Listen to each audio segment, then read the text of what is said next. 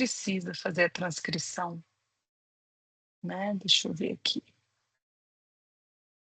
Gravar, parar a transcrição, que aí só fica a gravação. Pronto.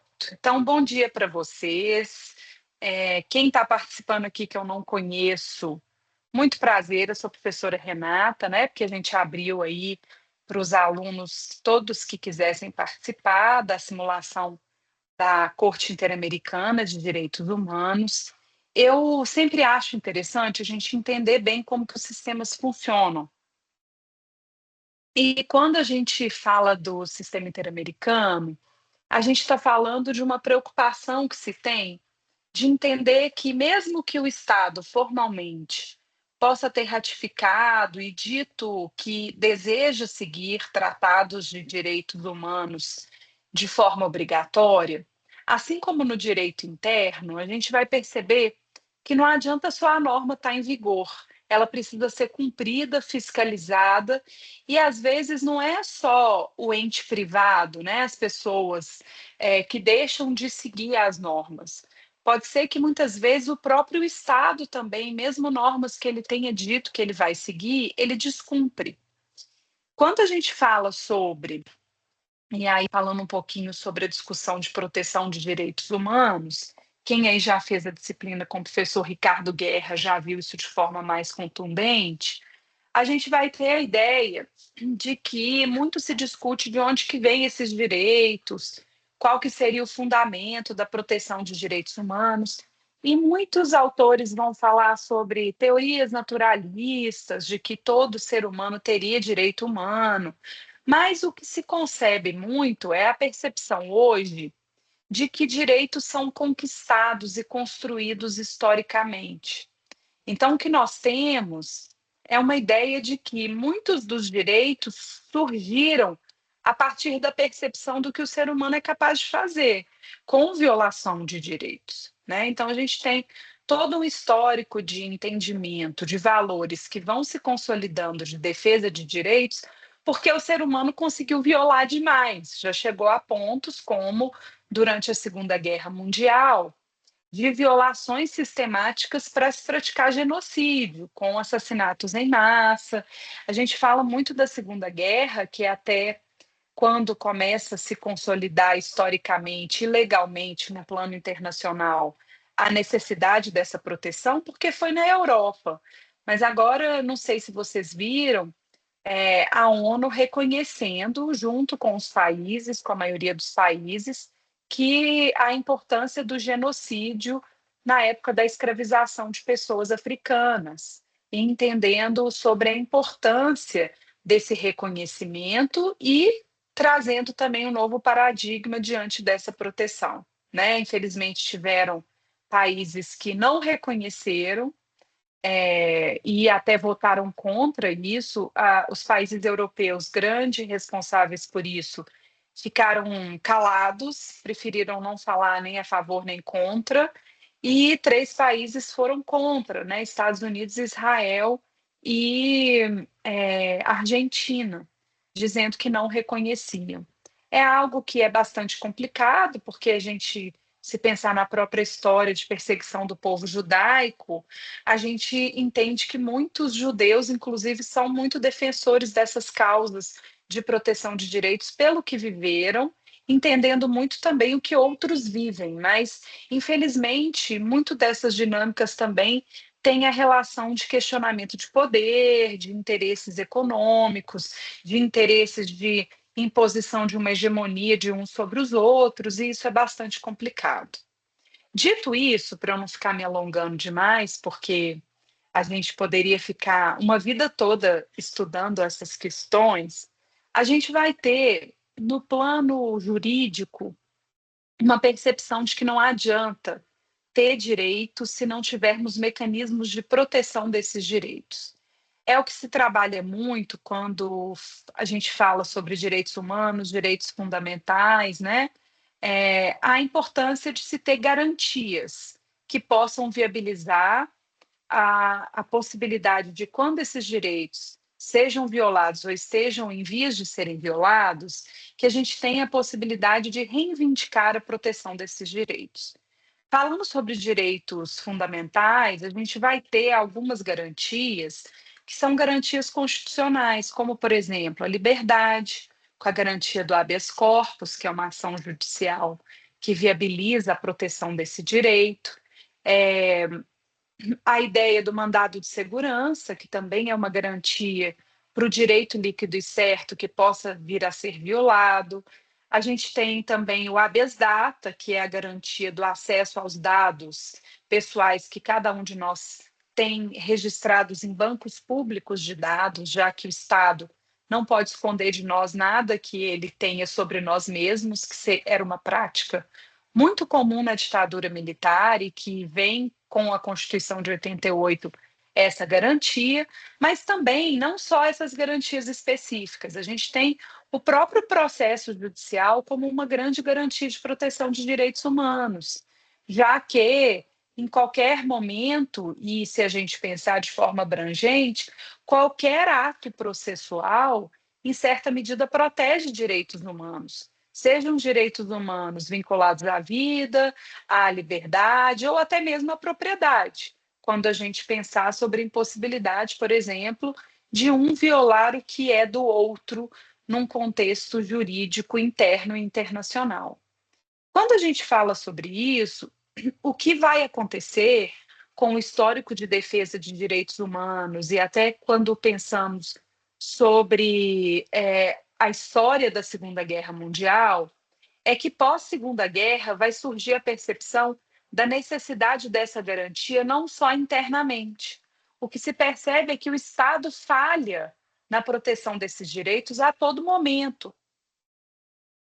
O que nós temos constantemente é uma percepção de que o Estado deveria ser o principal defensor dos direitos das pessoas, mas que em muitos momentos, assim como nesse momento histórico da Segunda Guerra, mas também em tantos outros, quanto na própria escravização de pessoas, nas próprias circunstâncias em que a gente percebe, por exemplo, a existência ainda hoje de uma grande violência policial no Brasil e no mundo, a gente vai entender que o Estado que deveria nos proteger pode se tornar o nosso principal algoz.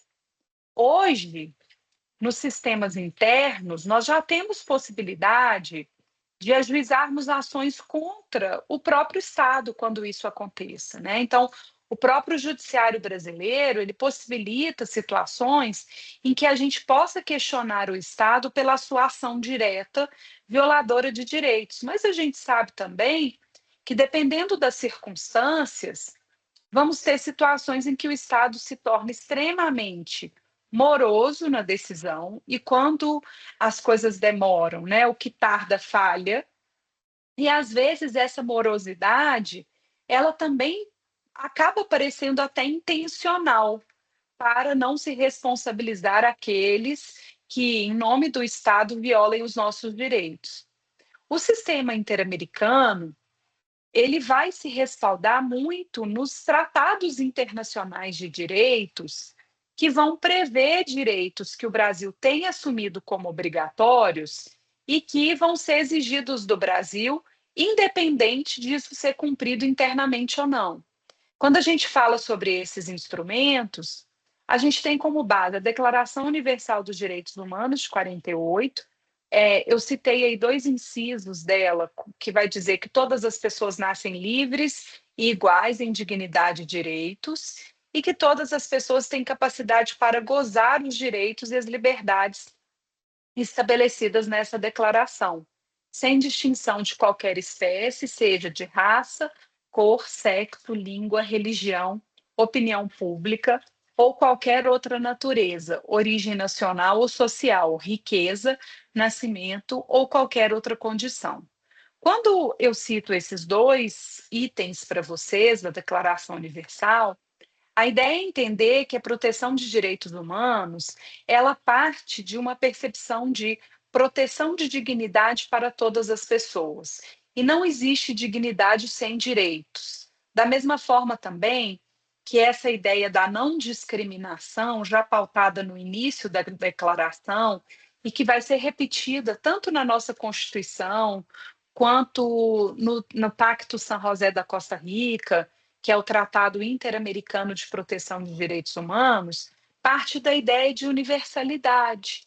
O que que seria essa universalidade de direitos humanos? A ideia de que todos têm direitos humanos sem se poder usar uma justificativa que possa excluir a humanidade daquelas pessoas para elas serem violadas, como aconteceu na escravização de pessoas mesmo, a utilização do critério da cor da pele para se justificar essa exclusão de direitos, essa coisificação de pessoas e escravização, né? Então, a todo momento que a gente percebe que, infelizmente, a gente volta nesse lugar. A gente volta nesse lugar em que certos motivos são destacados, geralmente motivos historicamente repetidos, para justificar a violação de direitos, como, por exemplo, a questão de gênero, a questão da cor da pele, da origem, da classe, até mesmo da nacionalidade. A gente vai perceber que existe cada vez mais muita xenofobia nas relações humanas. Quando a gente entende esse sistema, o que que o direito internacional vai acabar entendendo? Que nós temos situações em que existem direitos que todo ser humano tem que ter acesso. Dentre eles, esses que estão aqui, que são os principais. Se a gente for pensar, para viver de forma digna, não tem como excluir um tipo de direito. Nós precisamos de ter todos esses direitos ao mesmo tempo. Mas o que a gente vai perceber é que, por mais que tenhamos, hoje a gente tem o Brasil como um Estado democrático de direito, mas existe a necessidade do Brasil se comprometer e entender assim: olha, eu formalmente, na minha Constituição, nas minhas leis, assumo esse compromisso. Mas também no plano internacional, quando o Brasil ratifica tratados internacionais de direitos humanos, a ratificação pressupõe que o Brasil está aceitando o compromisso de seguir como lei, de forma obrigatória, esses tratados. O Brasil vai dizer assim: olha, além de aceitar, eu não estou aceitando só formalmente, eu também me submeto ao sistema interamericano de direitos humanos, que pode me julgar caso haja situações em que se verifique que, de fato, eu não estou seguindo essa proteção que eu me propus. Então, é a ideia do direito e da garantia, né? A partir do momento em que o Estado ele vai ter essa percepção de que ele realmente quer se comprometer com a defesa de direitos, não basta ele só falar que acha bonito, ele declarar, ele vai ter que ratificar tratados e se submeter a sistemas que possam estabelecer essa obrigação, mesmo quando o seu judiciário interno e as suas instituições não estejam comprometidas com esses direitos, né? Então, e o que a gente vai ter como discussão constantemente é a resposta dessas duas perguntas. Direitos humanos para quem? Para todos. E quem seriam os seres humanos considerados titulares de direitos? Todos os seres humanos. Sejam eles povos originários, quilombolas, pessoas em situação de rua, pessoas com deficiência, pessoas que estão cumprindo penas nos presídios. Não existe a ideia de relativizar a humanidade de ninguém. E eu digo isso até porque tem a ver com o caso que a gente vai trabalhar, mas para se entender assim, o tanto que dentro dessas circunstâncias é fácil, diante das circunstâncias concretas, a gente entender assim: ah, não, mas fulano cometeu um crime muito sério, então para ele a gente não tem que defender tanto assim. Ah, não, mas fulano, ele é de uma identificação étnica que a gente não compreende tanto. Então, talvez ele não seja tão civilizado assim e ele possa sofrer esse tipo de punição que vai além do que a gente aceitaria para alguém que entendemos que tem a mesma identidade que nós.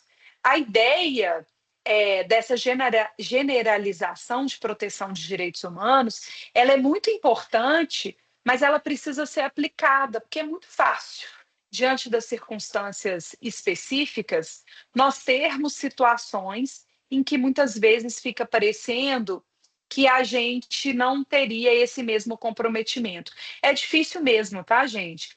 Diante dos casos concretos, às vezes a gente se emociona tanto, por exemplo, por um crime cometido, por uma circunstância que os fatos nos assombram, que a gente tende a dizer que aquele acusado ou até aquele condenado por aquele crime, por exemplo, não tenha direito a ter os mesmos direitos humanos. E aí a gente cai novamente na possibilidade de remontarmos circunstâncias, de relativizarmos garantias que têm que ser dadas para todas as pessoas. De forma alguma, eu estou dizendo que, de forma privada, as pessoas não sejam responsabilizadas por aquilo que fazem. Então, por exemplo, uma pessoa condenada por um crime de feminicídio, de homicídio, com situações de violação bárbara, essa pessoa responderá sim, cumprirá a pena sim, dentro dos termos do devido processo legal. A questão é que em nenhuma medida pode se justificar as garantias processuais existentes, em nenhuma medida pode se relativizar o limite das penas instituídos, justamente porque, senão, a todo momento, nós teríamos circunstâncias em que nos daríamos o direito e daríamos também o direito para o Estado de relativizar para punir de forma cruel. Isso é uma forma de violação de direito humano muito comum e muito aplaudida hoje na nossa sociedade. A gente tem a tendência de achar assim, ah, mas eu não faria isso, né?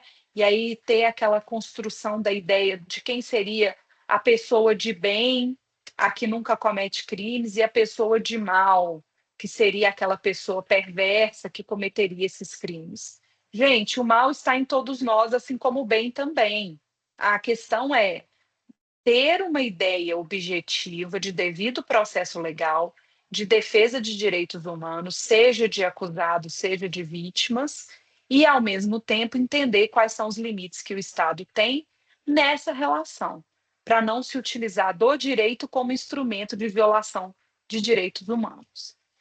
E aí, quando a gente pensa sobre isso, a gente tem que entender assim, por que, que é necessário defender o direito de um ser humano, né?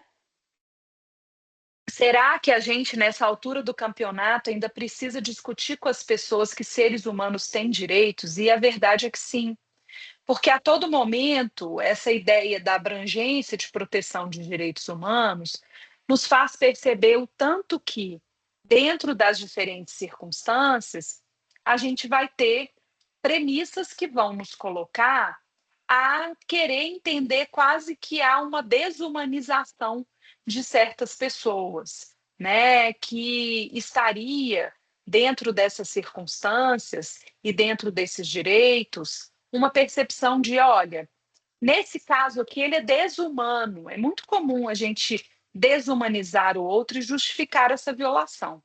Mas a ideia de percepção disso vai trazer, inclusive, uma necessidade de fiscalização do direito internacional, para que em nenhum momento possa se fazer até uma lei interna que diga assim, ó, nesse caso, esse tipo de crime, a gente desconsidera as garantias, desconsidera a humanidade dessas pessoas e vai praticar um tipo de punição e perseguição que seja desumano, que não seja dentro dos parâmetros pré-estabelecidos no direito internacional e também nos estados. Eu sei que isso é difícil, porque diante das circunstâncias, a gente sempre vai chegar a certos pontos em que nos assombramos com o que o ser humano é capaz de fazer. Mas não é por isso que o Estado também pode praticar violência institucionalizada, como muitas vezes acontece. Dentro dessas situações, e eu vou passar um pouquinho para frente, a gente vai entender que os estados que se submetem a esses sistemas, e mesmo os que não se submetem, mas não vão poder ser acionados por esses sistemas, né? Mas a ideia é de que o Estado tenha certas obrigações, que seria a obrigação de respeitar direitos, proteger direitos, realizar, efetivar, né, concretizar esses direitos e também buscar reparação ou compensação de direitos quando eles sejam violados. A percepção é o seguinte: eu não tenho direito quando ele só é exigido entre as pessoas privadas. A ideia de proteção de direitos humanos pressupõe uma proteção tanto horizontal, a proteção horizontal se dá entre nós, então, por exemplo, entendendo que as pessoas privadas, elas precisam se respeitar de forma equitativa.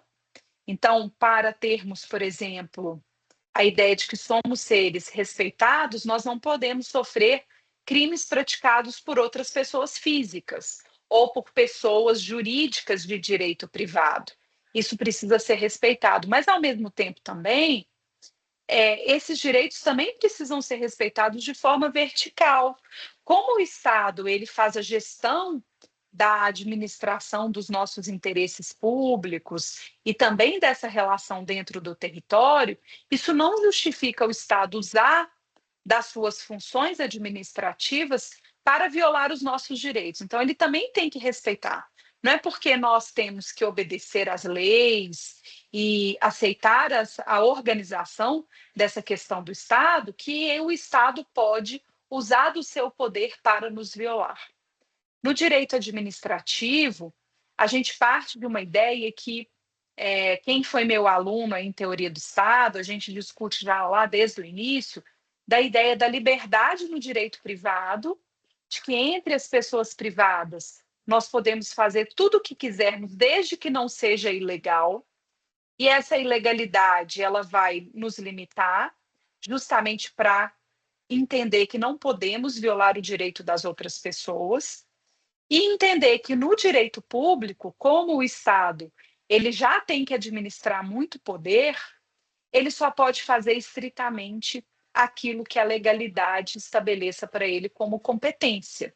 Então, o Estado não tem liberdade, o Estado tem competência em legalidade estrita, justamente para evitar situações em que o arbítrio estatal possa levar à violação dos nossos direitos. Nesse contexto, o que a gente vai perceber é que, em alguns momentos, nós temos situações em que o Estado ele excede a sua atuação juridicamente adequada e ele viola direitos a ponto de precisarmos pedir ajuda internacional e pedir a proteção desses direitos apesar do Estado. Isso se consolida muito pós-Segunda Guerra Mundial, porque foi justamente o que precisou ser feito. Quando se verifica que o próprio Estado alemão estava perseguindo os judeus, os colocando em campos de concentração para serem mortos de forma maciça, com prática de genocídio, a única alternativa, já que não se tinha alternativa de buscar proteção no judiciário interno, porque toda a máquina do Estado legitimava essa violação, era pedir proteção internacional. Na época da Segunda Guerra, começa a se fazer, inclusive, denúncias, né? Cartas que eram escritas dos campos de concentração denunciando o que estava acontecendo. Como hoje, por exemplo, existe até muito uso da internet, de grupos vulneráveis que utilizam de denúncias por meio de vídeos, de relatos do que está acontecendo. A gente vê situações claras de violação de direitos, como, por exemplo, a história do Black Lives Matter nos Estados Unidos, em que estava tudo documentado, e mesmo assim a gente vê um agente do Estado matando pessoas, né? E a todo momento também no Brasil a gente vê isso acontecendo. Então, infelizmente, até hoje, vamos ter situações em que vamos precisar de uma possibilidade de julgar o Estado, seja pela sua ação violenta e violadora de direitos, seja pela sua omissão conivente com violações de direitos humanos também. O que a gente vai ter, então, dentro desse contexto, é a ideia de que, para operacionalizar esses direitos, como que eu vou saber quais são os direitos humanos que podem ser exigidos do Brasil dentro desse contexto? Nós vamos ter uma forma bastante específica de previsão disso, que é a ideia de cada Estado nacional é soberano, o que estabelece que, no âmbito internacional, ele só vai poder ser exigido de seguir os tratados que ele tiver formalmente admitido como obrigatórios para ele. É a ideia da aplicação da teoria voluntarista do direito internacional, que eu trabalho muito com os meus alunos de direito internacional público, que vai dizer assim: olha, a vontade soberana do Estado vai definir o que é obrigatório aquele Estado seguir no plano internacional. Parece muito com a aplicação do direito dos contratos para essas relações internacionais. Porque o que vai se estabelecer é o seguinte: quais tratados o Brasil tem que seguir? Os tratados que ele tiver ratificado.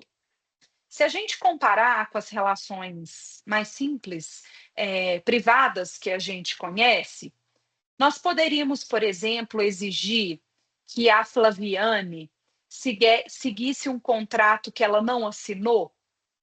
Não, porque o que nos obriga como entes privados, como pessoas físicas, a seguir um contrato é a nossa anuência.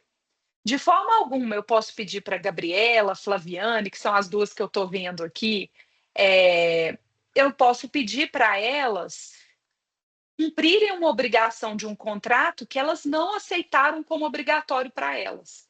É o que a gente chama de princípio do pacta sunt servanda, que é a ideia de que o pacto faz lei entre as partes.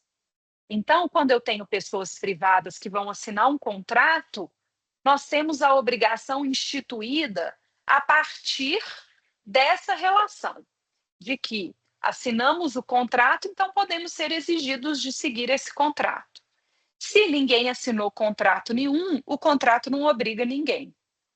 Agora, isso para o plano internacional, evidentemente, é mais complexo, porque a gente vai ter como regra a ideia de que os estados eles vão seguir os tratados, que são essa espécie de contratos entre os sujeitos de direito internacional, entre os estados, as organizações internacionais e outros grupos que podem ser representados no plano internacional, a gente vai ter os tratados.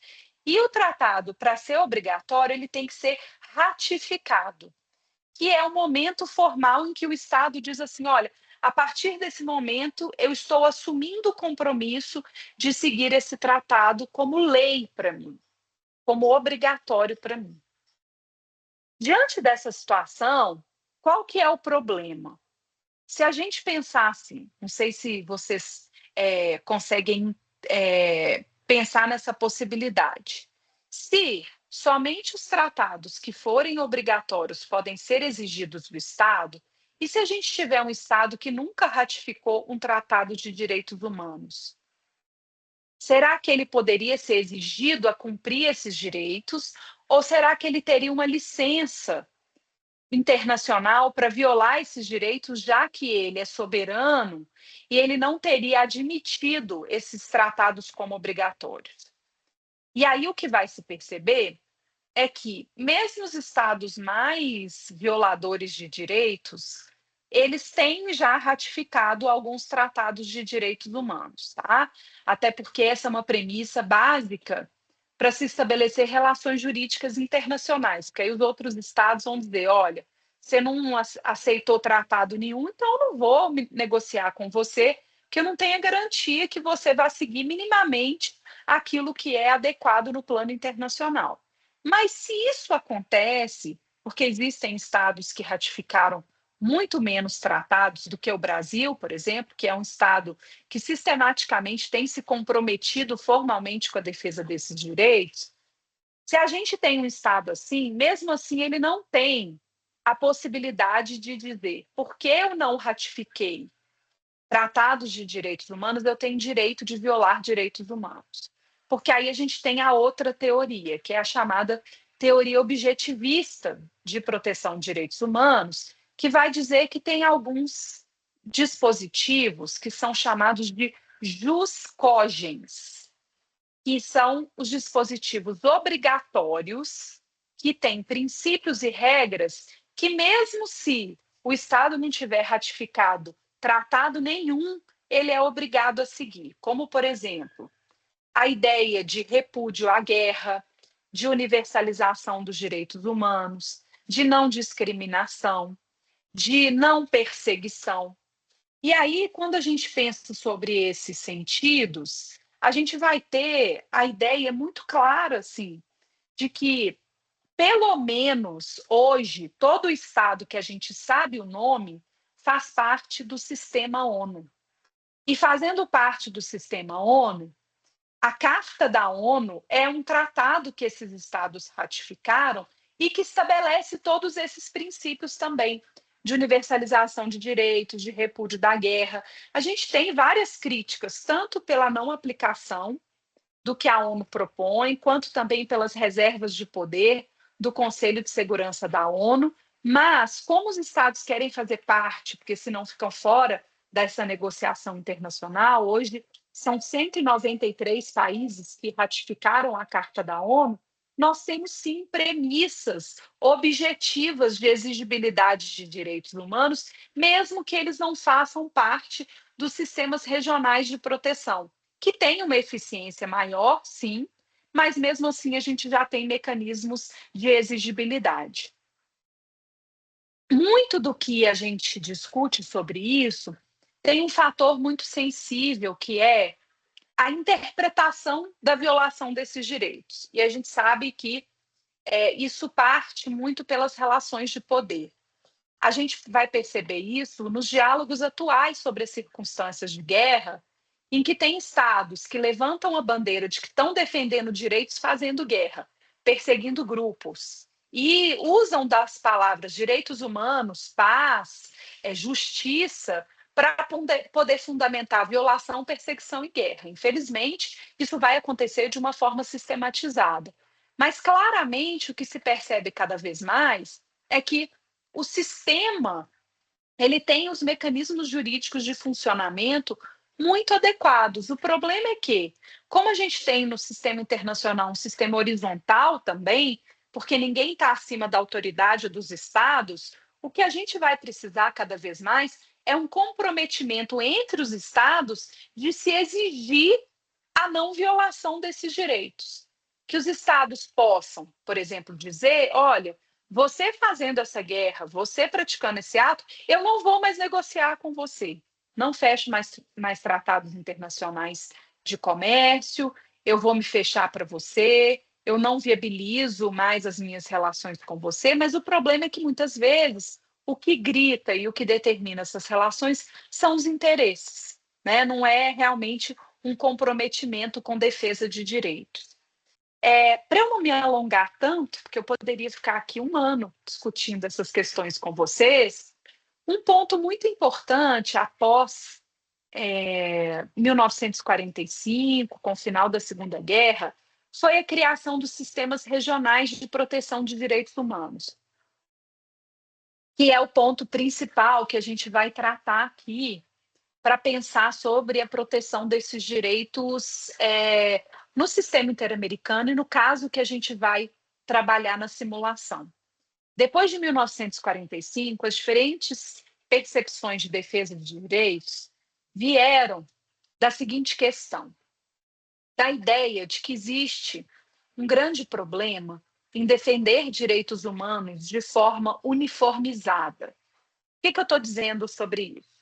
Da mesma forma que a gente diz assim, os direitos são universais e as pessoas não podem sofrer discriminação em função das suas identidades, quando nós discutimos direitos é muito diferente buscar essa efetivação dependendo das características regionais de cada local do planeta. Então, se a gente pensar quais são as demandas de defesa de direitos, por exemplo, na África, nas Américas, na Europa, na Ásia, na China, nós vamos ter a ideia de que não basta só ter um sistema geral. Vai ser importante se ter um comprometimento com sistemas regionais de proteção de direitos humanos, que vão identificar quais são as circunstâncias mais sensíveis naquelas regiões e que possam criar mecanismos de exigibilidade dos estados regionalmente de cumprirem aquilo que está sendo violado. E no caso das Américas e do Brasil, Quem vai ser responsável por isso é a Organização dos Estados Americanos. A OEA, ela vai coordenar, faz parte dela, o Sistema Interamericano de Proteção de Direitos Humanos, que é o sistema regional, que vai incluir aí os países das Américas e do Caribe. Quando a gente pensa sobre esse sistema, nenhum estado das Américas e do Caribe vai ser obrigado a entrar para a OEA e aceitar a jurisdição do sistema interamericano. Mas os estados que realmente estejam comprometidos, eles vão aderir, até porque é uma forma dele realmente demonstrar que ele não está só ratificando o Tratado de Direitos Humanos, ele está também aceitando ser julgado quando haja a verificação de que os tratados que ele ratificou, ele não está obedecendo internamente. E o Brasil assim o faz. O Brasil faz parte do Sistema Interamericano de Direitos Humanos, que tem dois órgãos. Ele tem a Comissão Interamericana de Direitos Humanos. A comissão é um órgão que tem a função de fiscalizar.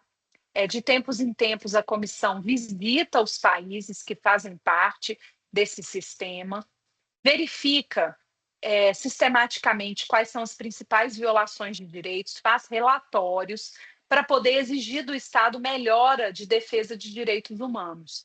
Eu gosto muito dos documentos feitos pela Comissão Interamericana, até para a gente também estudar academicamente, pensar sobre quais são sistematicamente os direitos violados no Brasil e na América Latina. Se vocês quiserem, depois eu mando para vocês o último relatório da Comissão de Direitos Humanos na visita que fez ao Brasil. Esse último relatório é de 2021, mas em breve deve sair outro relatório.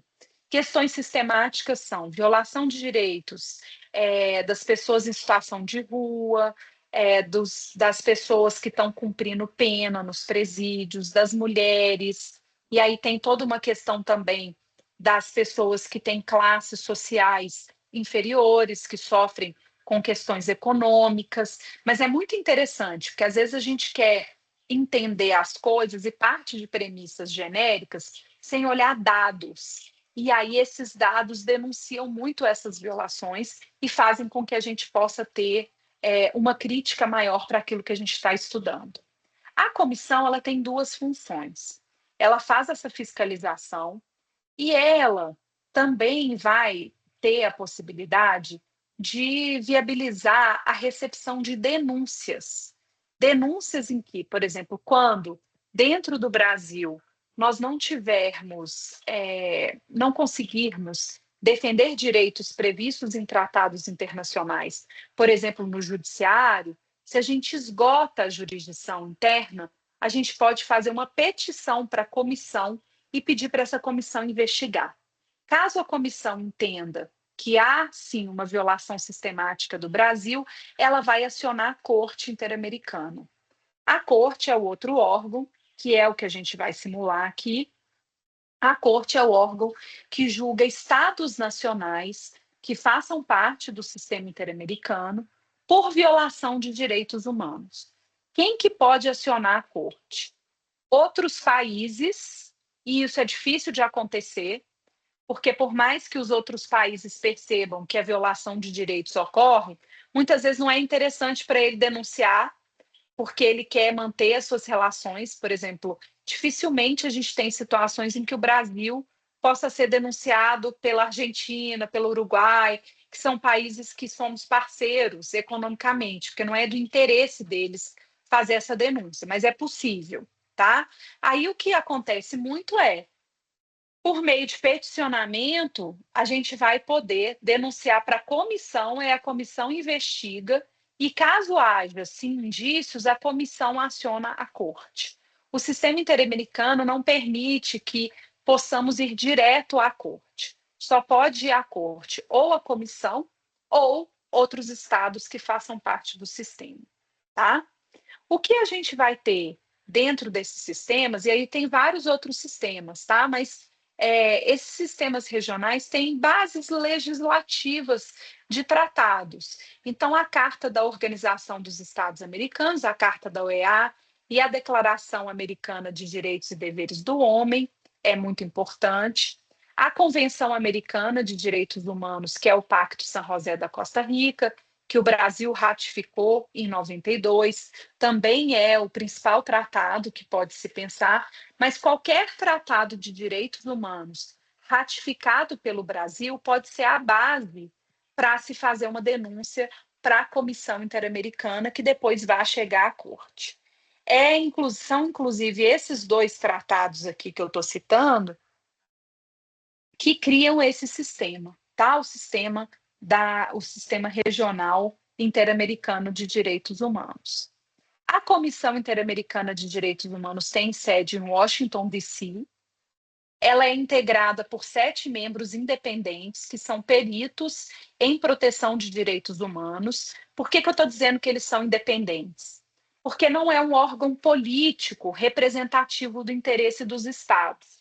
Por exemplo, quando a gente pensa sobre o Conselho de Segurança da ONU, ele é composto por representantes de Estados. Então, ali, aqueles representantes, por mais que eles sejam diplomatas, eles defendem o interesse dos seus países. Aqui não. São 7 pessoas que representam a defesa de direitos humanos. Eles não recebem salário dos estados, eles não têm comprometimento a seguir os interesses dos estados. O comprometimento é com a proteção de direitos humanos. Evidentemente que eles têm uma nacionalidade. Então, essa nacionalidade, inclusive, não pode ser os 7 da mesma nacionalidade. Tem que ser cada um de uma nacionalidade diferente, para não se ter uma ideia de uma hegemonia dos interesses de um Estado. E eles vão receber essas denúncias por meio de petições individuais que vão relatando violação de direitos das convenções, especialmente do Pacto San José da Costa Rica. Eles vão elaborar relatórios, eles vão fazer visitas em loco, e eles não têm competência para punir os estados, para poder já trazer uma punição coercitiva. Mas eles vão elaborar pareceres e eles vão estabelecer também a possibilidade de concessão de medidas cautelares e provisórias, caso haja uma situação em que se percebe que a violação precisa de uma medida rápida, eles podem estabelecer uma medida cautelar provisória enquanto o caso não tem uma decisão pela Corte Interamericana de Direitos Humanos. Né? Quem sabe um dia vocês não estarão lá trabalhando na Comissão Interamericana de Direitos Humanos, defendendo esses direitos aí, né? O que é muito relevante, e todos nós precisamos conhecer, eu acho que nem só os alunos de direito, mas as pessoas precisam saber que existe esse mecanismo, que às vezes somos violados pelo nosso Estado, é esse sistema de petição, que vamos poder pedir, né? A petição é uma forma de pedir aquilo que está sendo violado diante do Brasil. Então, contra quem pode se apresentar denúncia de violação no sistema interamericano de direitos humanos? Contra um ou mais estados que fazem parte da OEA e que são comprometidos em proteger direitos humanos, que são previstos em tratados internacionais e que estão com indícios de violação de direitos. Então, o que a gente faz é, olha, o Brasil assumiu o compromisso de seguir esse tratado, mas olha esse caso aqui. Eu já fiz de tudo internamente, até procurei o judiciário, e o direito continua sendo violado. Então, estou apresentando essa petição pedindo a proteção desse direito. O que a gente vai perceber que essa violação não acontece só por uma ação. Pode ser que a violação ocorra por uma ação do próprio Estado, mas por uma conivência com uma violação praticada por exemplo, por uma empresa, por uma pessoa privada, por um grupo que sistematicamente viola, e pode ser que também a violação ocorra por uma omissão. O Estado tinha que prestar aquele serviço, tinha que agir diante de determinada situação e ele se omite. Quem não faz está conivente com a violação de direitos. Então, pode ser que seja por ação, conivência ou omissão. tá?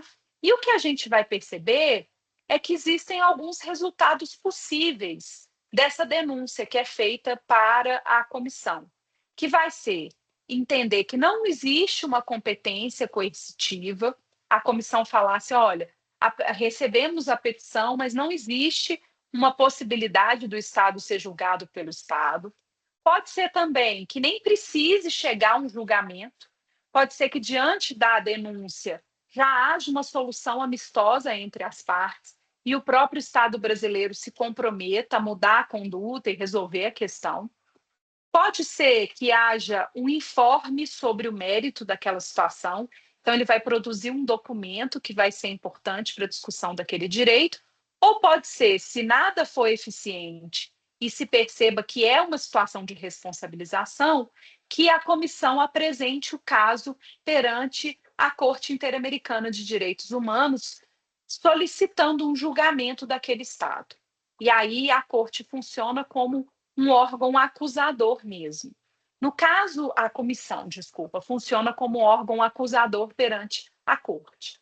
No caso que a gente vai estudar aqui na simulação, nós vamos. É um caso em que a comissão leva até a corte a violação de direito sistemática que estava acontecendo no Brasil, questionando um regime diferenciado de imputação de pena para o caso específico de um crime que foi cometido, entendendo que há uma violação pelo Estado brasileiro de direitos humanos na aplicação daquela pena. Então, foi um caso que chegou por meio de petição individual, a Comissão Interamericana avaliou o caso e manda esse caso para a corte, que vai levar à condenação do Brasil. O sistema de petição ele vai permitir com que a gente faça alguns pedidos. O que é possível pedir? A suspensão dos atos violadores de direitos humanos, a investigação e a punição das pessoas que forem consideradas responsáveis, a reparação dos danos gerados. Quando a gente fala reparação, nem sempre é uma reparação completamente eficiente, pode ser que seja uma compensação, porque, por exemplo, se uma pessoa morreu, não tem jeito de trazê-la de volta para a vida, mas é possível se ter um pagamento de indenização que vai compensar em certa medida, mesmo que não exista preço para vidas humanas, mas vai trazer uma ideia de que houve alguma responsabilização, tá? A introdução de mudanças no ordenamento jurídico, então a gente tem situações em que leis são feitas em função dessas condenações, e também a requisição de medidas e ações estatais que sejam necessárias para o cumprimento daquilo que já existe dentro do cenário atual, jurídico atual. Estou indo muito rápido, gente? Está dando para vocês entenderem o que é? Depois, no final, eu abro para perguntas, mas se tiver alguém também que quer perguntar alguma coisa, é só apertar essa mãozinha aí para levantar que eu deixo vocês falarem, tá? Porque tanta coisa que eu estou indo de uma forma mais dinâmica, assim. Esse sistema, é, esse sistema interamericano, ele não pode ser acionado como primeira ferramenta. Então, a regra é que a comissão, o sistema de peticionamento para a Comissão Interamericana, ela só possa ser acionada depois de ter esgotado a jurisdição interna.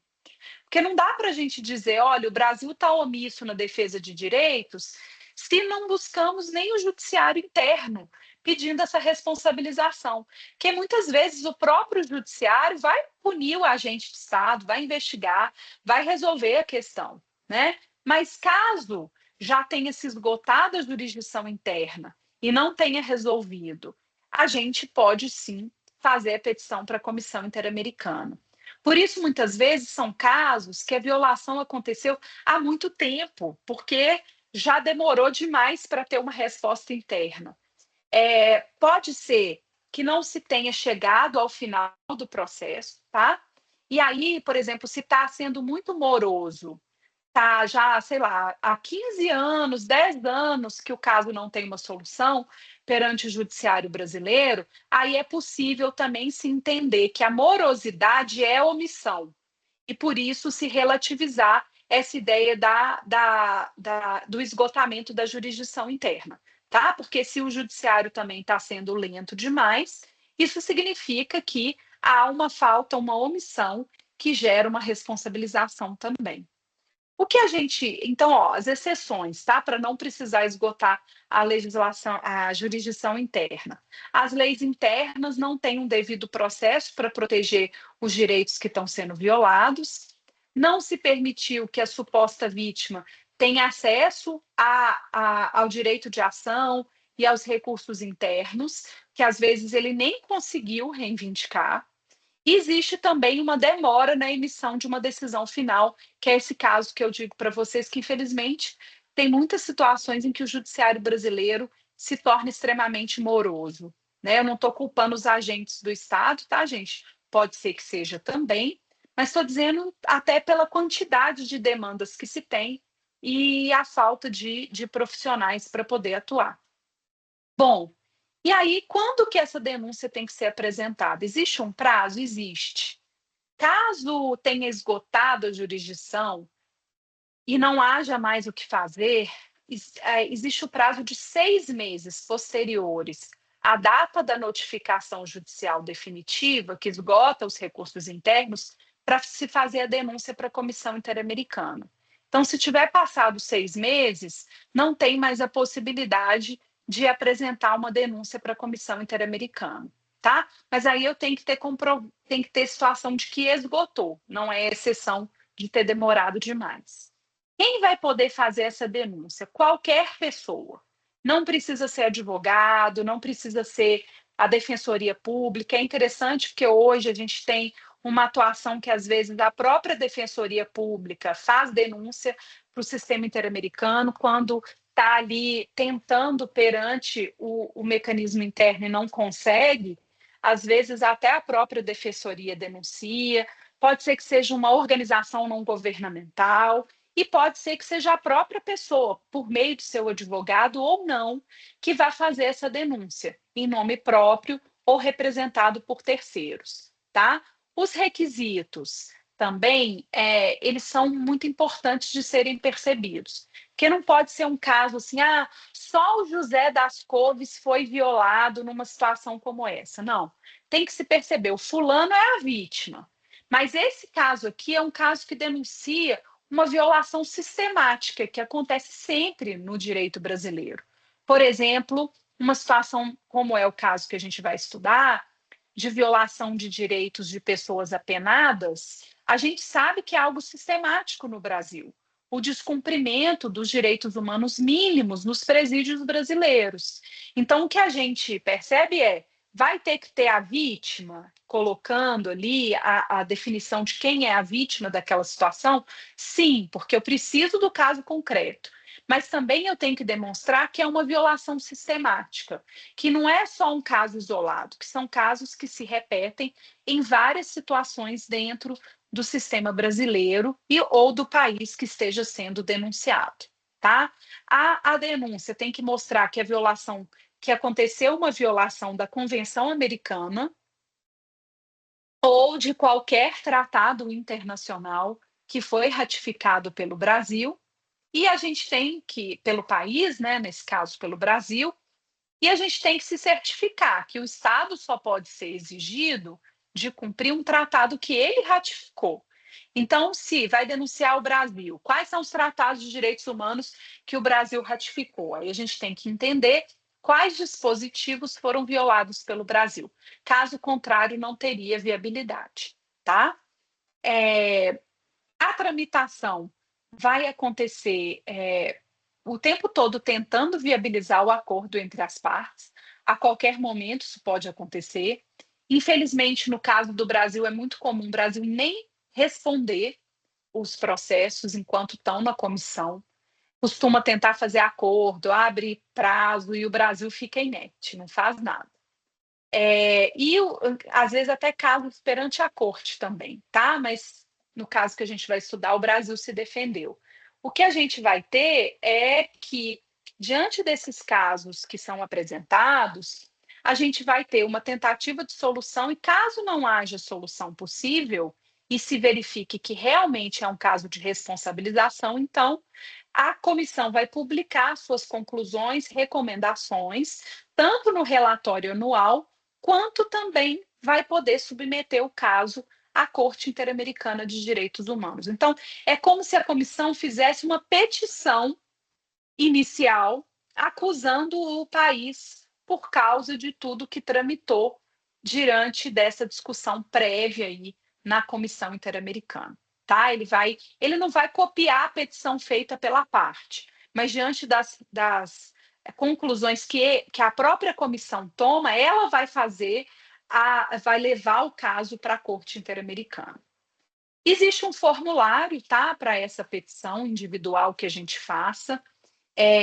Eu deixei aqui no slide para vocês entenderem o que tem que ter como requisito, lá no artigo 28, fala que os requisitos são a identificação da parte, o nome, a nacionalidade, a assinatura do denunciante, e se for uma entidade que está fazendo isso, também tem que se identificar. Se o peticionário deseja que a sua identidade seja mantida em reserva, que às vezes a pessoa que está denunciando tem medo pela própria proteção dos seus direitos, então ele pode pedir para ser mantido em sigilo perante o Estado, quem que está denunciando, e o endereço para recebimento de correspondência da comissão, caso tenha necessidade. No documento ainda fala, né, telefone, fax, endereço de correio eletrônico. Hoje o principal é o e-mail mesmo, e esse peticionamento, gente, é feito todo online. Então é para facilitar mesmo que não precise ir até Washington para poder fazer essa denúncia, né? Vai se ter também a necessidade de uma relação do fato com a situação denunciada, então tem que ter lá, né, fatos e direitos que sejam suscitados. Se possível, o nome da vítima, quem é a vítima específica, tanto que esses casos a gente sempre vê o nome Fulano contra Brasil, que é o caso que a gente vai estudar aqui, porque tem a vítima, e a indicação do Estado que consideramos responsáveis por esses atos. Pode ser que seja até mais de um Estado, tá? Então não precisa ser um só, não. O cumprimento do prazo previsto no artigo 32, que é aqueles 6 meses que eu disse para vocês, e as providências também eu tenho que comprovar. Olha, já foram tomadas providências internas e não foi possível, ou já foi tomada providência interna, mas está lá. Há 17 anos o processo está rodando e a gente não consegue resolver o caso, tá? E se a denúncia tiver sido apresentada a outro mecanismo internacional de solução, ela não vai ser admitida. Então, se acionou outro mecanismo, não vai ter outro julgamento feito, outra análise feita pela comissão e nem outro julgamento feito pela Corte Interamericana, tá? Tem que ser assim, essa denúncia não foi feita para nenhum outro órgão, senão não vai ser admitida. Aqui está o print da tela que eu fiz para vocês e as setinhas ficaram um pouco atrapalhadas aí, as setinhas eu que pus, mas essa é a tela do peticionamento. Você aperta o botãozinho ali, acessar, faz um cadastro, e aí para poder fazer a denúncia para a Comissão Interamericana, tá? Então, é bem simples, e é justamente para ser simples para poder fazer por qualquer lugar, né? Porque é uma situação de violação de direitos muito contundente. As principais obrigações do Estado, isso eu vou passar rápido, tem a ver com a ideia de que o Estado, a partir do momento que ele se compromete com a proteção de direitos humanos, ele tem que dar imediata aplicação para esses direitos, né? Então, ele tem que, inclusive, fomentar políticas de defesa de direitos também de forma horizontal, como contra a discriminação, contra estereótipos negativos, proteger os grupos vulneráveis, pessoas em situação de rua, pessoas com deficiência, e assegurar um progressivo direito aí, tanto à moradia como diferentes situações.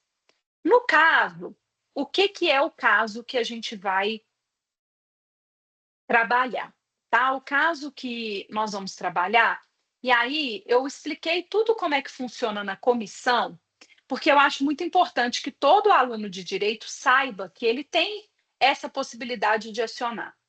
O caso que a gente vai estudar é o caso Maurício Hernández Narambuena versus Brasil. É um caso muito polêmico, porque é aqueles casos que, quando a gente vê o que o Maurício fez, e até mobilização social do que ele fez, as pessoas têm a tendência de pensar assim: ah, mas ele é um bandido, então um azar, né? Mas a questão é justamente entender a defesa de direitos, independente de quem seja essa pessoa. Não vai existir uma justificativa para violação de garantias processuais e proteção de direitos humanos para ninguém. O caso ele foi apresentado perante a corte por petição da Comissão Interamericana de Direitos Humanos, tá? E o caso discute se o Brasil violou direitos humanos ao submeter o preso Maurício Hernandes a um regime disciplinar diferenciado por um período prolongado. O que que como que aconteceu, qual que foi o crime que o Maurício Hernandes praticou, tá? O crime que ele praticou foi conhecido como o caso Washington Oliveto. Todo mundo aqui é novinho, não vai lembrar dessa situação, mas o Washington Oliveto é um dos maiores publicitários do Brasil e uma figura pública muito importante, que realmente, assim, era uma pessoa que estava sempre aparecendo na mídia e tudo mais. E o Washington Oliveto, hoje ele já é falecido, tá, gente? Mas ele não faleceu desse crime, ele morreu em 2024, então tem pouquinho tempo que ele morreu. Mas esse crime aconteceu em 2021 e o Washington Oliveto foi sequestrado por um grupo de pessoas que foi comandado aí pelo Maurício Hernandes, que é um chileno. Então é interessante ver também que ele é estrangeiro, tá? E ele era uma figura pública de grande relevância. Em 2001 ele foi sequestrado em São Paulo, abordado por um grupo criminoso e levado para o cativeiro. O que que eles queriam? Extorsão mediante sequestro, tá? Então, eles queriam dinheiro em troca da vida do Washington Oliveto. Ele ficou no poder dos sequestradores durante vários dias. Era uma época que existia um medo muito grande desses sequestros, era algo que a mídia ficou muito em cima. A gente sabe quanto que é a influência da mídia para o julgamento penal, né, quando são casos que ficam famosos aí, e envolvia uma organização criminosa com atuação internacional, que já era algo que o Maurício Hernandes tinha participado em outros países de outros crimes também de mesma natureza. Ou seja, o cara não é um santo. E aí isso vai trazer uma repercussão para a forma como ele vai ser tratado na hora que ele vai ser punido no Brasil. A investigação do caso aconteceu, a polícia brasileira conseguiu se reunir, fazer uma investigação, acharam um cativeiro e o Washington Oliveto, foi resgatado com vida, tanto que ele morreu só agora em 2024. O caso teve muita repercussão nacional e teve um grande envolvimento do Maurício Hernandes, que foi apontado como um dos líderes desse sequestro. Ele foi preso em flagrante em 2002 e foi condenado a 30 anos de prisão, que na época era o máximo que poderia acontecer, e ele foi condenado a 30 anos de prisão. Acontece que ele foi submetido a um regime disciplinar diferenciado na hora da aplicação de manutenção dele no sistema prisional. O que é esse regime disciplinar diferenciado? Que muitos entendem que a própria existência desse regime é violadora de direitos humanos, tá? Mas é característica de isolamento em cela individual, tem apenas 1 ou 2 horas de sol por dia, visitas restritas a 2 horas por semana e o contato externo extremamente limitado, tá? Ele só pode por meio de carta, poucas cartas, que são todas lidas, e livros também. Então, é quase um regime de isolamento total. Quase a pessoa ter que viver ali numa solitária durante 30 anos. E esse regime uma das grandes questões é questionar se esse regime ele é violador de direitos humanos ou não. Isso é um dos pontos centrais desse caso. Quando o caso chegou à comissão, a Comissão Interamericana, não a Corte ainda, tá?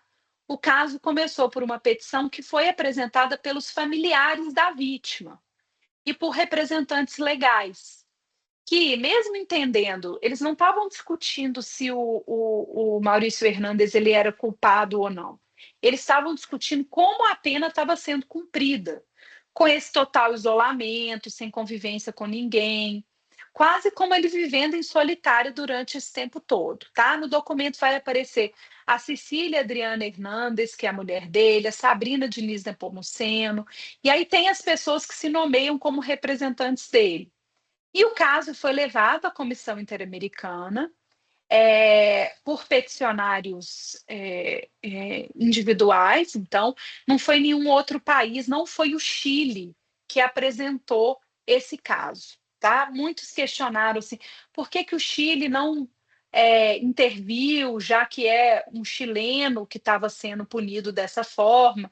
O Chile também ficou muito conivente com a aplicação das penas dessa forma, pelo fato de ser alguém que estava sendo acusado por crimes tão contundentes. O Chile até tentou fazer um pedido de extradição do Maurício Hernandes para pedir para ele cumprir pena no Chile, porque é outra questão difícil, né, gente? Cumprir a pena longe da família, mas não foi aceito, até porque o direito brasileiro entende que se o crime foi cometido aqui, ele tinha que cumprir as penas aqui, tá? Depois de analisar o caso, a comissão fez o seguinte: ela elaborou um relatório de mérito, informando tanto o Brasil quanto a sociedade de tudo que tinha acontecido, e concluiu que teve sim violação de direitos humanos, com algumas recomendações que mandou para o Brasil do que o Brasil tinha que fazer para poder resolver o caso. Mas o Brasil não obedeceu. Nesse caso, o Brasil não tinha obrigação legal de obedecer, justamente porque a comissão ela não pode, de forma obrigatória, demandar nada, ela só recomenda. Mas as decisões da comissão são decisões de soft law, são só orientativas. E aí o que acabou acontecendo diante do Brasil não seguir o que estava sendo orientado foi que a comissão enviou o caso para a corte. Tá? Aí o caso chega à corte. Por que eu escolhi esse caso? Porque foi o último caso agora, em 2026, que foi decidido pela corte em relação ao Brasil. No caso do Chile, né, o histórico no Chile, o Maurício Hernandes já tinha um histórico ligado à atuação em grupo armado, envolvimento em crimes políticos, inclusive fazendo parte de um assassinato de uma figura política chilena. E isso fez com que se entendesse que o Maurício Hernandes era um preso de alta periculosidade, o que levou muita justificação tanto do Brasil quanto do Chile, de que ele poderia ser punido de uma forma diferenciada. Então, olha para vocês verem como que é a ideia da universalização de direitos, né? A gente tem sempre situações que vão colocar em xeque essa ideia de que a pessoa tem direito. No caso foi, esse cara é muito mau, ele é um preso de alta periculosidade, olha os crimes que ele já cometeu, então ele tem que ser punido de outro jeito. E o Chile também entendia dessa forma. No caso, o Chile tentou a extradição, mas era um caso de soberania penal do Brasil, porque o crime foi cometido no território brasileiro contra vítima brasileira. E vítima ainda famosa, né? O que levou o Brasil a não abrir mão dessa responsabilização. E aí o princípio da territorialidade estabelece que o Brasil teria sim competência para julgar e punir. Isso não é violação de direitos. O Brasil estava certo nisso, está tudo ok. O problema foi que o que a comissão verificou? A tese da acusação, e aí quem for acusação vai trabalhar um pouco isso, a tese da acusação estabeleceu uma ideia de que tinha algumas situações no cumprimento da pena que não eram adequadas, porque ele ser punido, ele ser condenado a 30 anos, estava dentro do Código Penal, estava tudo certinho. O problema foi como a pena estava sendo cumprida. Então, os principais argumentos foram o isolamento prolongado, essa ideia de um regime diferencial de isolamento prolongado questionava a violação da integridade física e psicológica dele, porque o isolamento da pessoa seria quase que como condenar uma solitária para o resto da vida. Então, isso é desumano. Ele pode ficar preso, mas não nesse isolamento.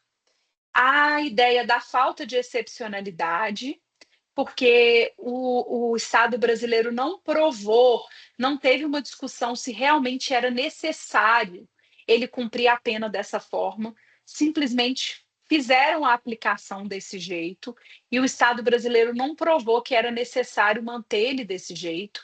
Então, a regra que foi instituída foi algo que o que foi colocado para ele era uma exceção que teria que ter a comprovação de que era necessário, isso não aconteceu. Uma ausência de fundamentação que não justificava o regime diferencial, uma falta de motivação, porque, por exemplo, pode ser que isso seja aplicado. O entendimento tanto da doutrina quanto da jurisprudência é assim, sim, é possível em situações em que se percebe que a pessoa que está cumprindo pena, ela continua por essa participação praticando crimes de dentro do presídio. Então, a gente vai precisar isolá-la, ela continua comandando organizações criminosas, mas não era o caso, não tinha justificativa para isso. Além disso, o que se percebe é que ele não teve uma defesa efetiva no processo, não houve as garantias processuais adequadas, então, violação do devido processo legal. O devido processo legal é um direito humano resguardado e não aconteceu. E a falta de um recurso judicial efetivo. Por exemplo, existiam indícios da possibilidade de se ter habeas corpus e outros recursos durante o processo que não foram apresentados, justamente pela falta também dessa defesa eficiente que não foi dada para ele. Tá? Então, não houve um real devido processo legal no caso dele. Quais são os direitos que foram entendidos como violados? O artigo 5º, que fala sobre integridade pessoal. Eu vou ler, tá, gente? Porque aqui não são direitos do Código Penal, são direitos do tratado que o Brasil ratificou, porque o fundamento tem que ser jurídico internacional. Artigo 5.1. Toda pessoa tem direito a que se respeite sua integridade física, psíquica e moral. Artigo 5.2. Ninguém deve ser submetido a torturas, nem a penas ou tratos cruéis, desumanos ou degradantes. Toda pessoa privada da liberdade deve ser tratada com respeito devido à dignidade inerente ao ser humano.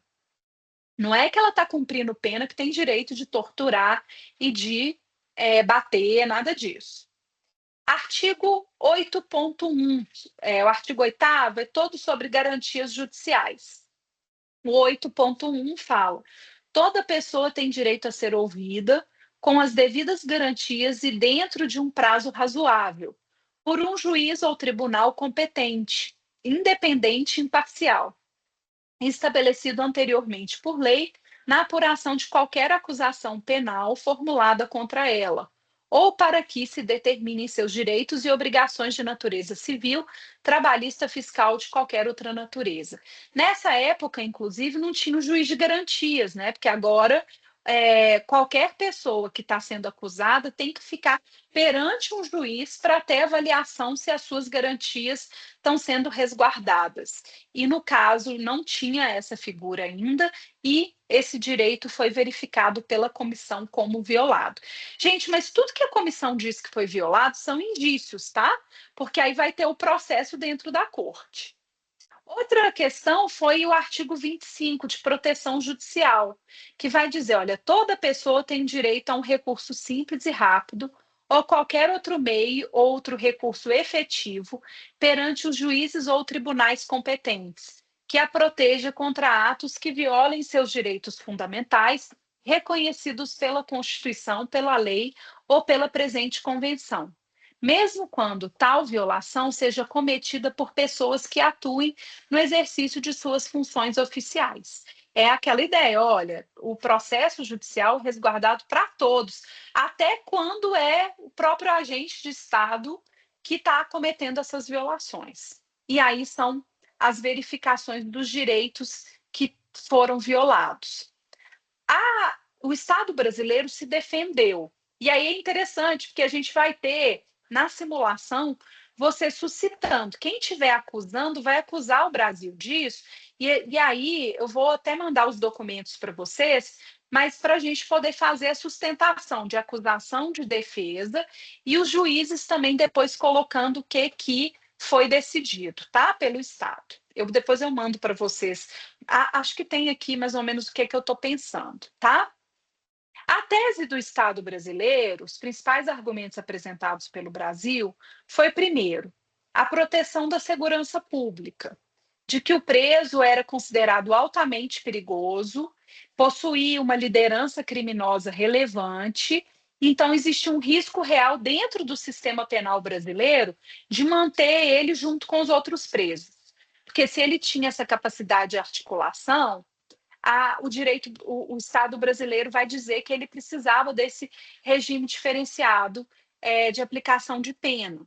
Só que o problema foi que o Brasil nunca criou um documento ou fez uma análise para justificar essa medida, tá? Mas aqui quem vai argumentar defendendo o Brasil e, gente, não é competição, não, tá? A gente já tem a decisão, o Brasil já foi condenado, tá tudo certo. Mas é um exercício para vocês que é bastante interessante. De a gente até, se vocês quiserem, a gente pode fazer assim: faz uma votação lá, o que acha que é a favor ou contra, que eu acho que até quando a defesa do Estado brasileiro se apresenta, no senso comum, muitas pessoas estariam de acordo com o Estado brasileiro e não com a comissão, justamente por ser um crime que pode ser suscitado como perigoso, um cara de alta periculosidade, porque é um criminoso estrangeiro e tudo mais. Mas o que o Estado brasileiro, que vai acontecer, é que a gente sabe que o Estado brasileiro foi condenado, tá? A legalidade, o Brasil alega a legalidade do regime diferencial, e ele vai dizer que está previsto na lei, que tem a Lei 10.792 e a Lei de Execução Penal, prevendo isso, então o Brasil não estaria fazendo algo que não está previsto na lei, que é uma política pública prevista, e que existe uma finalidade disciplinar prevista, legítima, para manter a ordem interna, evitar crimes dentro da prisão. E aí é interessante suscitar, por exemplo, a ideia de que, até para proteger os outros apenados do Maurício Hernandes, que poderia colocá-los em risco diante da sua periculosidade, e controlar também lideranças criminosas, que é essa ideia de não ter a formação de novas organizações criminosas dentro do presídio. Isso é super interessante, porque no senso comum, na opinião pública, a gente vê muitas pessoas que queriam que tivesse todo mundo isolado, ou até, né, a ideia do bandido bom é bandido morto e tudo mais. Então, assim, o Brasil ele não vai defender isso desse jeito, obviamente que não, que seria completamente inadmissível, mas ele vai dizer, olha, está tudo dentro da lei, está tudo previsto e tudo mais. O que a gente vai ter é que o Brasil ainda vai dizer, olha, que essa medida é necessária e proporcional às características do preso.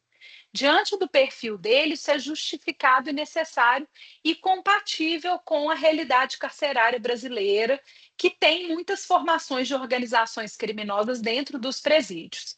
Além disso, o Brasil vai dizer, olha, isso é soberania estatal, a corte não pode querer intervir, porque isso é uma questão interna que não é admitida de ser discutida dentro da corte. Tá? Então, esse é um argumento que sempre se usa, mas que o Brasil usou nesse caso.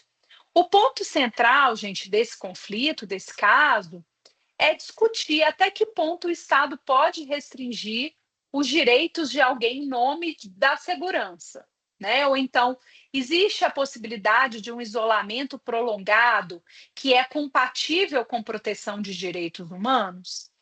Tem alguns artigos já escritos sobre o caso Maurício Hernandes, que até vão dizer assim: olha, por mais que tenha lei que permita esse regime, essa lei é inconvencional. O que que seria a ideia da inconvencionalidade? A ideia de que a gente tem uma lei que permite esse regime diferenciado, mas que é violadora de tratados de direitos humanos ratificados pelo Brasil. Quando a gente fala de controle de constitucionalidade, porque está violando a Constituição. Quando fala de controle de convencionalidade, está violando tratados de direitos humanos ratificados pelo Brasil. E nesse caso, o argumento jurídico muito usado é esse: olha, mesmo que o Brasil tenha lei que permita esse sistema, isso é inconvencional, porque nós já ratificamos também tratados que não podem ser descumpridos por uma lei interna feita posteriormente, que vai relativizar a proteção desses direitos humanos. O que a comissão pediu? Né? A comissão pediu reparações, pediu uma indenização por danos morais e materiais e o reconhecimento da violação, e pediu também medidas estruturais para reformar o regime diferenciado, para capacitar os agentes públicos para entender como que isso poderia ser implementado e garantir o controle judicial efetivo, no sentido de se ter o judiciário que fizesse essa fiscalização também dessa relação das penas. O caso, gente, é muito importante não por causa somente do Maurício Hernandes, mas porque ele discute quais são os limites do poder punitivo do Estado, o uso do isolamento no sistema penal, se isso é uma violação de direitos humanos, a ideia dos padrões internacionais de proteção de direitos humanos.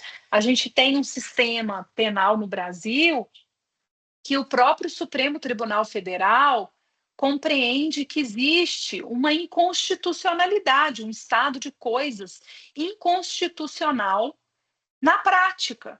O STF diz: olha, a forma como as penas são cumpridas no Brasil é inconstitucional e certamente também é violador de direitos humanos. Né? E aí tem sempre aquela pessoa que fala: ah, mas está defendendo direito de preso. Estou defendendo direito de todo mundo, por causa da ideia de universalização de direitos humanos. Nenhuma justificativa pode ser utilizada fática que retire a proteção desses direitos, mesmo que seja um criminoso do nível do Maurício Hernandes, né?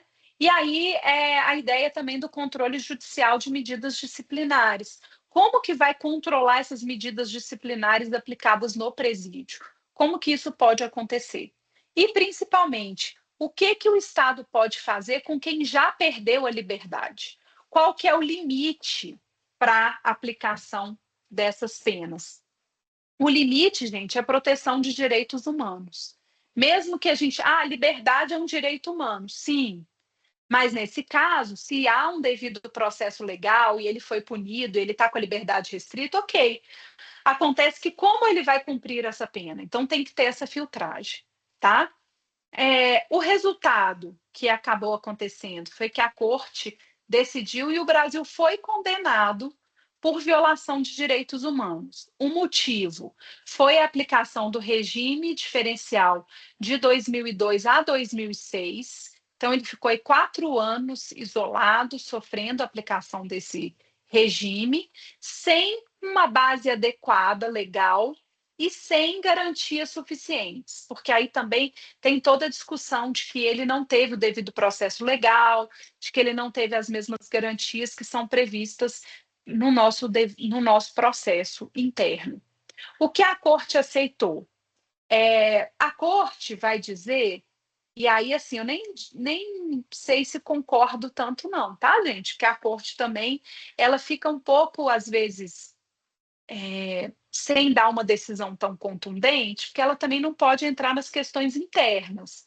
Mas a corte, ela vai dizer, olha, o regime diferencial ele pode existir, desde que respeite a legalidade, desde que seja excepcional, então a exceção não pode virar regra, desde que seja proporcional, tem uma duração limitada, então a pessoa não pode ficar 30 anos num regime desse.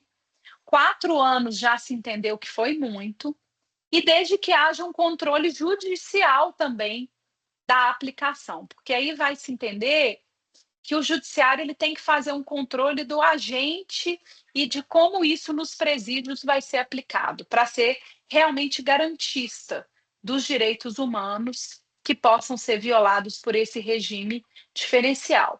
O Brasil violou, no caso concreto, porque a gente vai entender que não houve um controle judicial efetivo, que ele realmente não teve uma devida representação, o uso prolongado do isolamento e a ausência de limites claros desse regime, que é regime diferenciado. Então é quase como entender assim, esse aí pode ser torturado, esse pode apanhar, a gente vai manter ele isolado, aí fala, ele tem direito a 1, 2 horas de sol por dia. Não tinha, ficava isolado durante meses. E o resultado foi que se entendeu que houve sim, no caso, a violação da dignidade e integridade do preso no cumprimento da pena, tá? O impacto jurídico para a gente é que essa decisão fixa um padrão que os estados podem usar não podem usar regimes tão severos para punição e que tem que ter um controle rigoroso de situações de exceção de regime diferenciado.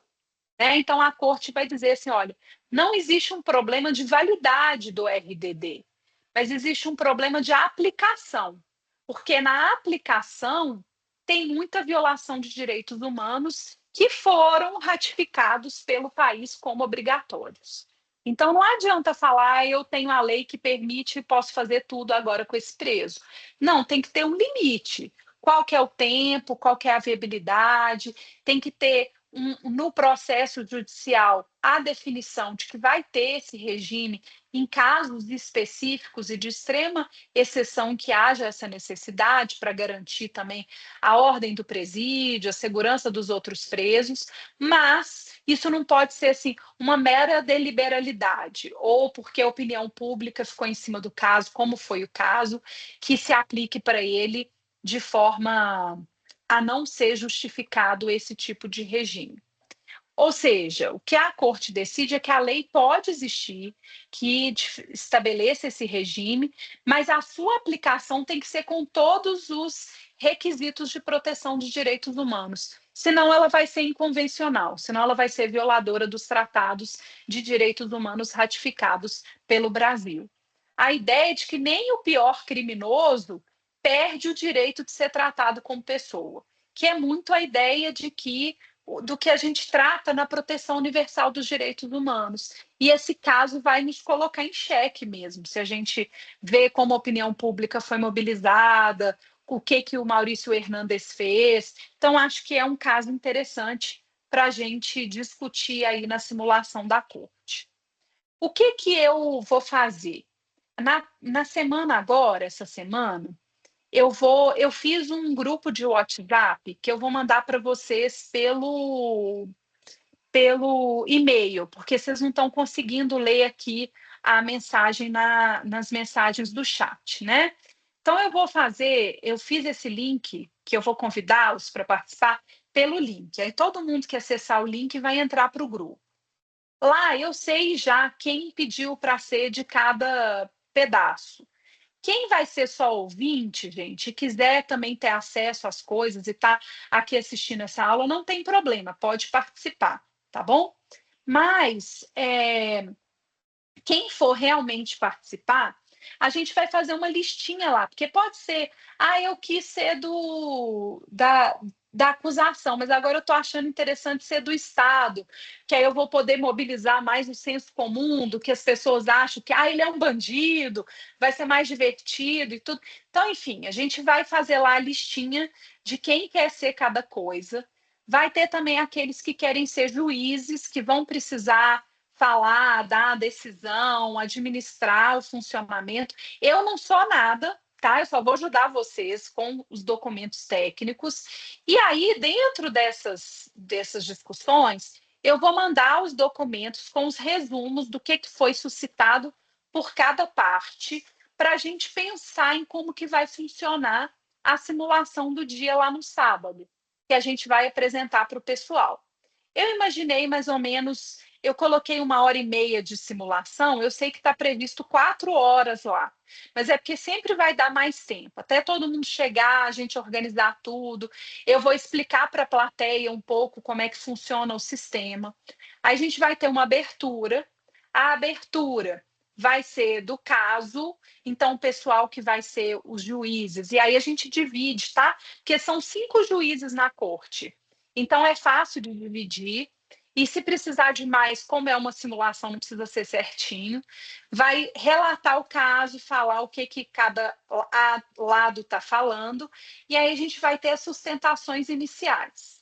Eu pensei em 20 minutos de sustentação para um lado, para o outro, a produção de provas, e aí, se quiser, a gente pode ter até o pessoal que vai ser as testemunhas, aí pode ter testemunha de um lado que vai falar sobre as violações que o Maurício Hernandes sofreu, pode ter testemunha de outro que pode falar sobre o crime que ele praticou, o tanto que ele é perigoso e tudo mais. Aí a gente faz de um jeito interessante para ficar legal do que a gente pode suscitar. O debate, os juízes vão poder fazer perguntas, eu vou ajudar os juízes a pensar nessas perguntas que vão ser respondidas pelas partes.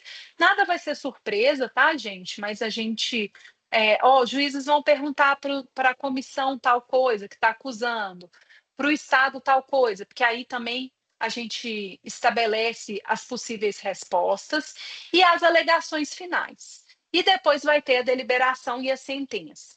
Para ficar divertido, a gente pode, lógico que a gente vai ler explicando o que, que a corte decidiu tecnicamente. Mas a gente pode, antes de ler, diante do que foi apresentado, pedir para a plateia dizer se acha que o Brasil é culpado ou inocente da forma como tratou o Maurício Hernandes. Porque essa é uma coisa que, para ser mais lúdico para a gente, acaba que fica interessante, porque nem sempre o que a corte vai decidir é o que as pessoas vão achar que é. Mas aí a gente faz assim e no final a gente fala, olha, mas a decisão da corte foi tal, em função disso, disso e disso, e fala das condenações que o Brasil teve a partir dessas demandas. Eu acho que vai ser um exercício interessante. É um exercício também de estudo de caso, de trabalhar a oratória. Eu sei que às vezes a gente fica tenso para poder falar, mas é muito legal também. É um momento em que a gente consegue ele colocar, acho que trabalhando em conjunto, um vai ajudando o outro. Quem quer participar também, que não se sente à vontade para poder falar, tá tudo certo, ajuda os colegas nas argumentações dentro do que foi colocado. Posso inventar, professor, argumentação? Pode também, não tem problema, porque no final a gente fala tecnicamente sobre o que foi suscitado, tá? Eu acho que é isso, né? A gente, não, falei para caramba, né? 1h40 aí falando sem parar, mas eu acho que aqui a gente tem, e eu vou mandar esse material para vocês, tá? Para vocês verem aí como que a gente discute, o que, até para ter, né? Como que é essas situações. Como que eu paro de compartilhar? Deixa eu ver aqui. Tem alguma pergunta, alguma coisa que vocês gostariam de falar? Tá tudo certo? Que aí eu imaginei de nas próximas semanas eu vou mandar lá para vocês o link do WhatsApp. Agora eu mando por mensagem, tá? No e-mail. Aí vocês entram no WhatsApp e aí a gente já vê de fato quem vai participar. Porque no final das contas, o pessoal inscreve tudo e depois às vezes não tem disponibilidade, não tem condição. Aí a gente divide, eu vou mandar os documentos, mando esse material aqui também. Eu vou salvar esse vídeo, tá, gente? Para quem não conseguiu assistir, eu acho que eu vou colocar no YouTube, que é mais fácil, porque aí fica mais fácil para o pessoal acessar, e aí a gente vai seguindo a partir daí. Tranquilo? Alguma dúvida, alguma coisa? Algum pronunciamento? Diga, Flaviane. Renato, de antemão a gente já tem que fazer alguma coisa? Tipo, a gente tem que pesquisar alguma coisa? Ou não, vai ser tudo Não, mandado no dossiê? não, por enquanto não. Eu vou mandar em dossiê para vocês os documentos principais. E aí, depois que eu mandar e a gente dividir as partes, aí a gente começa a fazer os estudos. E aí, se quiser, eu posso fazer reunião com a acusação, com a defesa, separado, que aí eu ajudo vocês, tá? Ajudo até a fazer as falas. Se quiser, a gente pode, quem não se sente tão à vontade, a gente pode fazer por escrito, pode ler, não tem problema, porque aí a gente vai aos pouquinhos vendo como que isso funciona. Mas como é tudo muito formal, é muito comum até nessas sustentações as pessoas lerem mesmo. Tá? Porque a gente no Brasil que gosta muito dessa fala, né? No tribunal do júri não tem muita leitura, porque é para convencer mesmo. Isso acontece também na corte, mas em muitos momentos os juízes leem, eles falam, justamente para ficar tudo certinho, tá? Mas aí, por enquanto, eu acho que é isso. Eu queria explicar para vocês como é que funciona.